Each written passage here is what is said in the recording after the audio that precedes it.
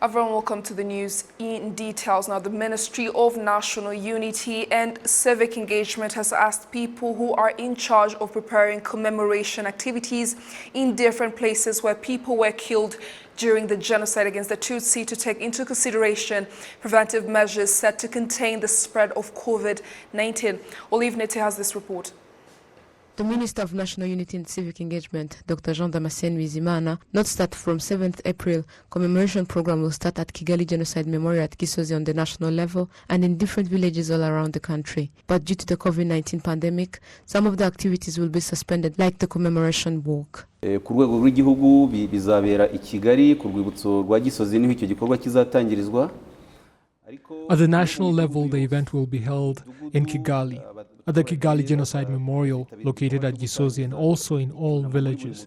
In the villages, residents will participate in the program of starting the commemoration period in every village. From 9 a.m. they will listen to a presentation, and we already sent out the presentations to different districts. After the discussions, the residents will share ideas about considering the status of where they live, either about measures to fight against genocidal ideologies, measures to see how to find solutions to problems that are affecting the unity of Rwandans, and from 12 p.m. they will follow the message of the day on radios and television, depending on what they can access. And it is usually known that there is a commemoration walk, and also a night vigil. But these won't be happening, and I want to emphasize this. We are still enforcing measures to protect ourselves from COVID-19, because during the walk people are very close to each other, so we decided to suspend the commemoration walk. Byumvikane neza kubera ko turacyari mu bihe byo kwirinda COVID kandi y'abantu bagenda bari hamwe baba begeranye byagorana twasanze uyu mwaka urugendo rwo kwibuka twarwihorera. Meanwhile, in various places around the country, preparations are ongoing for the commemoration week, a week with different activities of commemorating the genocide against the Tutsi. Different mayors note that preparations are progressing well. We visited all memorial sites to see where cleaning activities are, and we also conducted community work in the form of umuganda at all memorial sites, and also renovating memorial sites which were damaged.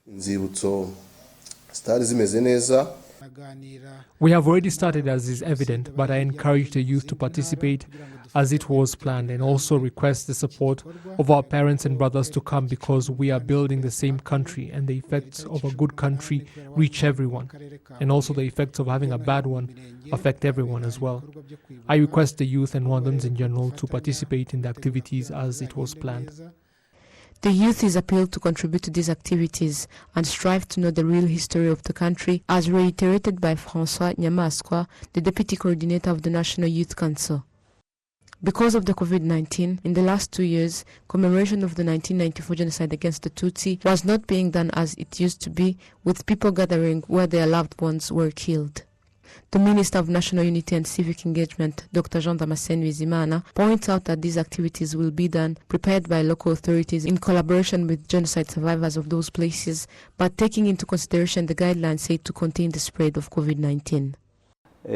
Kwibukira ku ahiciwe abantu no ku nzibutso nabyo bizakorwa. Commemorating at the locations where the atrocities were committed, and memorial sites will be done all over the country.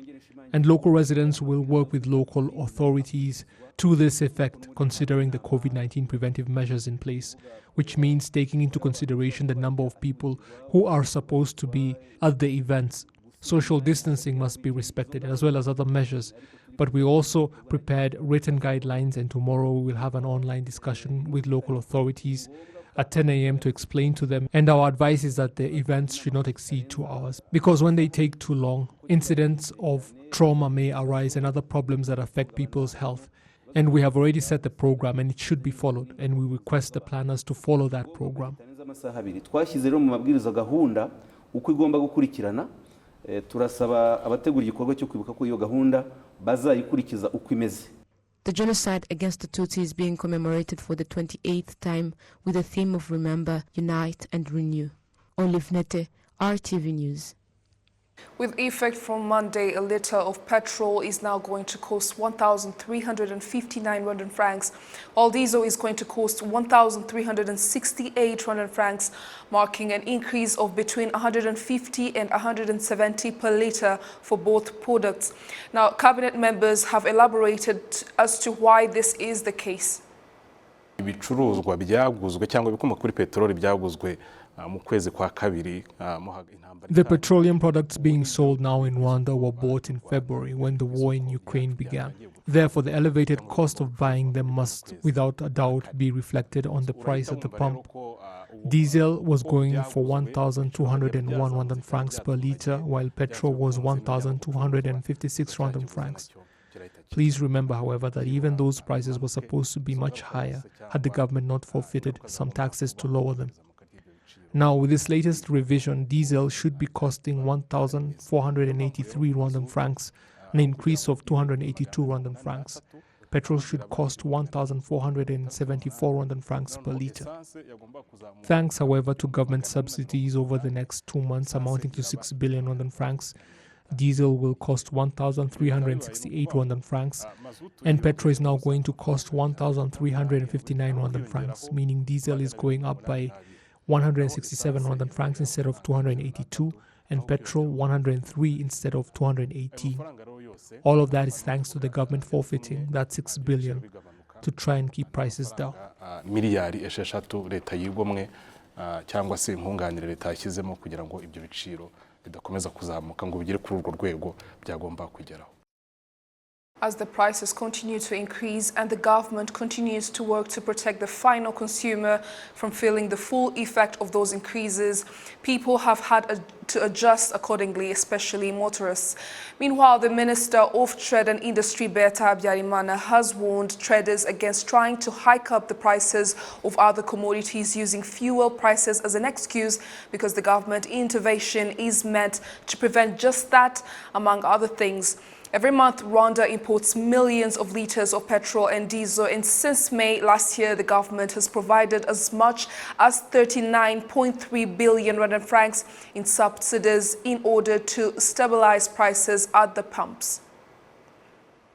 Moving on, people that have completed the Unity and Reconciliation course in Mugombwa and Muganza sectors in Gisagara district say that these lessons have helped them ignite unity and reconciliation after 28 years since the genocide against the Tutsi, so much so that some families were pardoned for property cases decided by the Gacaca court. Take a look.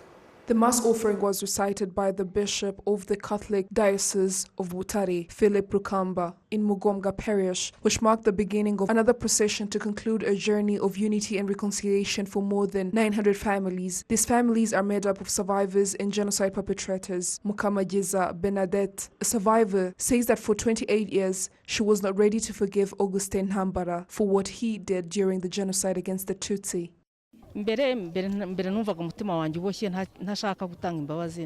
Before, I couldn't get myself to forgive him, like it wouldn't bring me peace. And him also, he feared me, he wouldn't get near me. And when we crossed paths, he would look down in shame. But now everything is well. He came and visited me, he explained everything to me. He even offered to help me with anything. We spent a whole day together. We even shared food and talked. From then, my heart was relieved. After being pardoned, Augustin also admitted that after his release from prison, he was so ashamed he could not face Specios.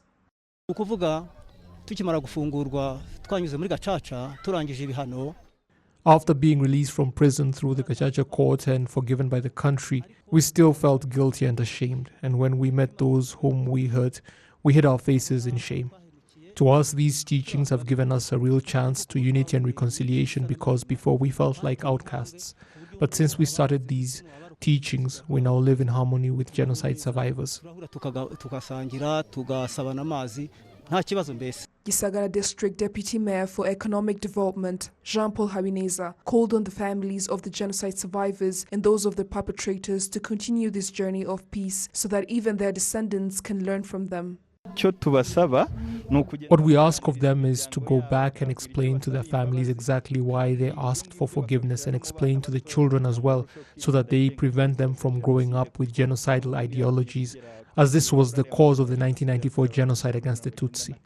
Butare Catholic Diocese Bishop Philip Rukamba says the teachings have helped the government rebuild the unity of Rwandans, especially in the southern province, as one of the provinces with a high number of Tutsis who were killed during the genocide.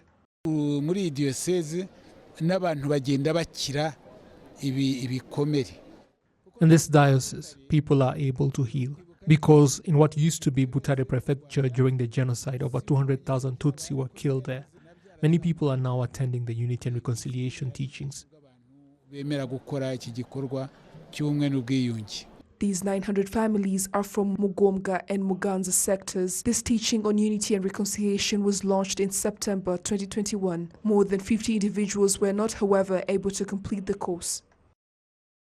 Young people from Kigali and the provinces have visited the hills of Gishwati in the districts of Rubavu and Nyabihu of the Western Province as part of efforts to promote cultural tourism.